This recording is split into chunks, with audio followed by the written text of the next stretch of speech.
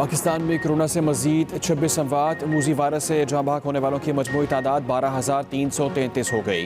गुज़िश्ता 24 घंटों के दौरान कोरोना के मजीद 1048 केसेज रिपोर्ट। NCOC के मुताबिक मुल्क भर में कोरोना केसेज की तादाद 5,64,077 हो गई। फ़ाल केसेज 25,747 रह गए।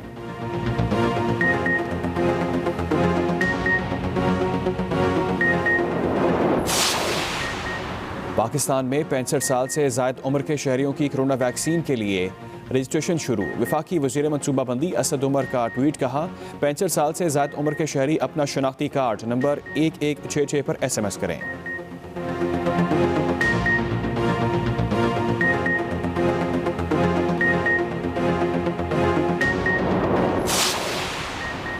लाहौर समेत पंजाब के मैदानी इलाके शदीद धुंध की लपेट में। हद निगाह कम होने पर मोटरवे M2, M3, M4 कई मकामात से बंद कर दी गई। गुजरावाला, गुजरात, लाला मूसा समेत कई शहरों में धुंध छाने के बाद कौमी शराह पर भी ट्रैफिक की रवानी मुतासर। मोटरवे पुलिस की आवाम को गैर ज़रूरी सफ़र से गुरेज की हिदायत।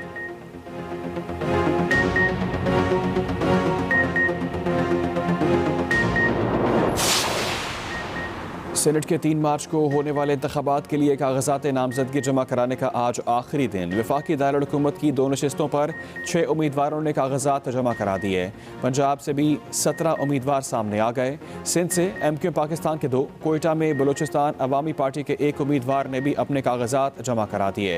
उम्मीदवारों की हतमी फहरिस्त 21 फरवरी को जारी होगी।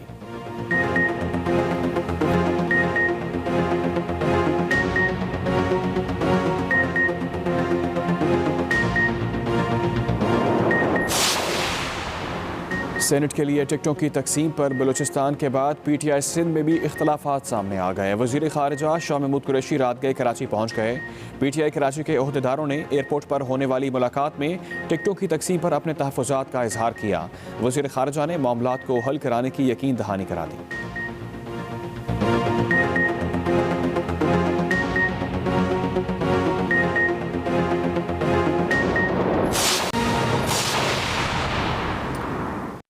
हेडलाइंस आपने जानी। अपडेट करें आपको अहम खबर से। वज़ीर आज़म इमरान खान का ट्वीट। जनवरी में बैरून मुल्क से तरसीलात ज़र 2 अरब 27 करोड़ डॉलर रही। इमरान खान ने ट्वीट किया, तरसीलात ज़र जनवरी 2020 के मुकाबले में 19% ज़्यादा हैं। मुसलसल 8 माह से तरसीलात ज़र 2 अरब डॉलर माहाना से ज़्यादा हैं। वज़ीर आज़म ने कहा कि माली साल की निस्बत रवा साल तरसीलात ज़र 24% ज़्यादा हैं। वफाकी वज़ीर मनसूबाबंदी असद उमर ने ट्वीट में कहा है कि 65 साल से ज़ायद उम्र के शहरियों की कोरोना वैक्सीन के लिए रजिस्ट्रेशन शुरू हो गई है। 65 साल से ज़ायद उम्र के शहरी अपना शनाख्ती कार्ड नंबर 1166 पर SMS करें। 65 साल से ज़ायद उम्र के लोगों की वैक्सीनेशन मार्च में शुरू की जाएगी। न्यूज़ स्टूडियो से फिल वक्त के लिए इतना ही। मज़ीद बाखबर रहने के लिए विजिट कीजिए हमारी वेबसाइट express.pk। आप हमें फेसबुक और ट्विटर पर भी फॉलो कर सकते हैं। देखते रहिए एक्सप्रेस न्यूज़। रखिए हर खबर पर नज़र।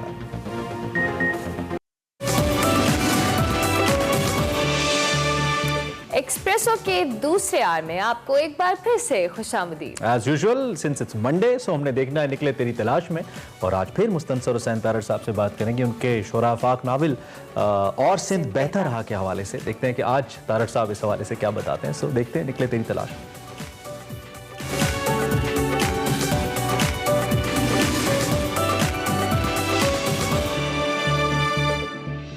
अस्सलाम वालेकुम नाज़रीन, आप देख रहे हैं निकले तेरी तलाश में, और निकले तेरी तलाश में सेगमेंट में बात करेंगे किताब और सिंध बेहतर रहा, जिस पे जो गुफ्तगू है उसका सिलसिला जारी है। पिछली किस्त में आपने देखा कि हमने सिंध के हवाले से बात की, और अभी भी इसी सिलसिले को हम जारी रखेंगे। तारड़ साहब, मैं जब सिंध गया और थारिक के अंदर मुख्तलिफ जगहों पर गया, और जितने सिंधी दोस्तों से मुलाकात हुई, बच्चों से मुलाकात हुई, बूढ़ों से मुलाकात हुई, ये तमाम लोग जो थे, इनमें एक चीज़ बड़ी कॉमन थी कि इन तमाम लोगों को हज़रत शाह अब्दुल लतीफ़ भिटाई का कलाम अज़बर था और दूसरे सूफिया का कलाम अज़बर था, और वो गाते भी बहुत अच्छा थे। ये जो जुड़ा होना है इन सूफिया के साथ, इनके कलाम के साथ, तो क्या ये वो वजह है कि हमें सिंध में शिद्दत पसंद रवैये जो हैं वो कम नज़र आते हैं, बल्कि न होने के बराबर नज़र आते हैं?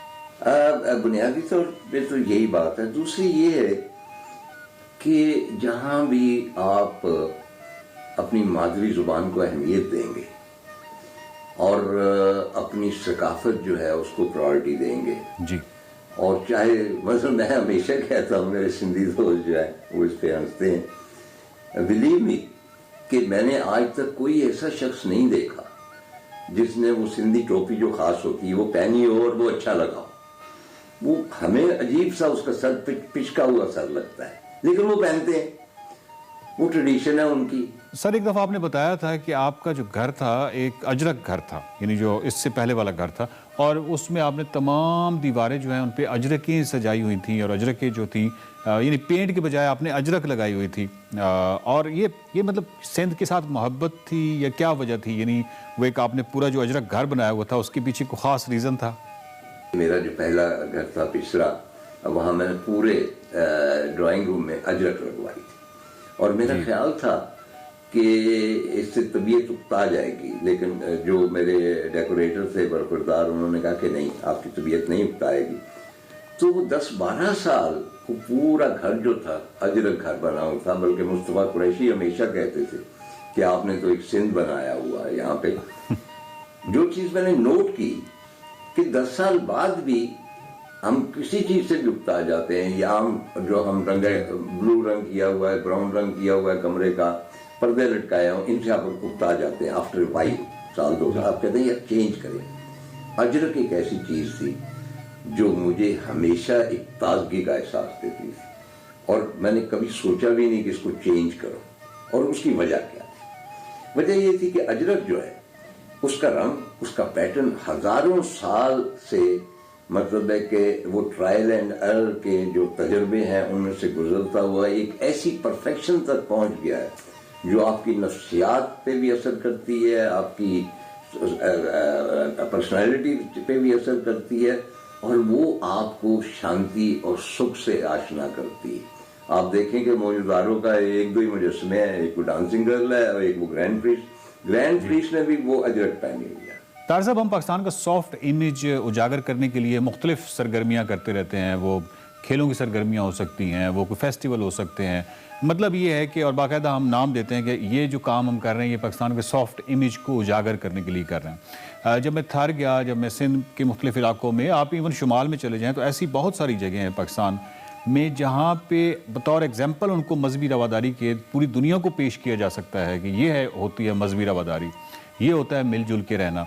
और ये तमाम चीज़ें जो हैं वो पाकिस्तान की मिट्टी का, ज़मीन का हिस्सा हैं।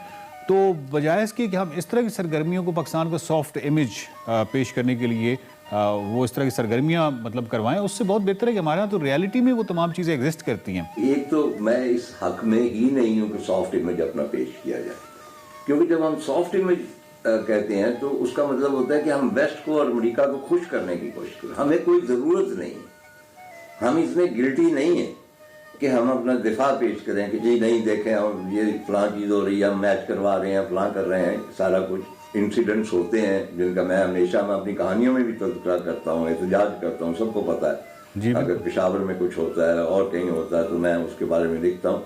होते हैं, सब जगह होते हैं, लेकिन इसका ये मतलब नहीं कि हम डिफेंसिव पे चले जाएं। आप अब इस तरह तो अमेरिका को भी चाहिए कि अपना सॉफ्ट इमेज पेश करे, इस तरह तो फ्रांस को भी चाहिए। तो खैर ये सॉफ्ट इमेज की बात हो रही थी।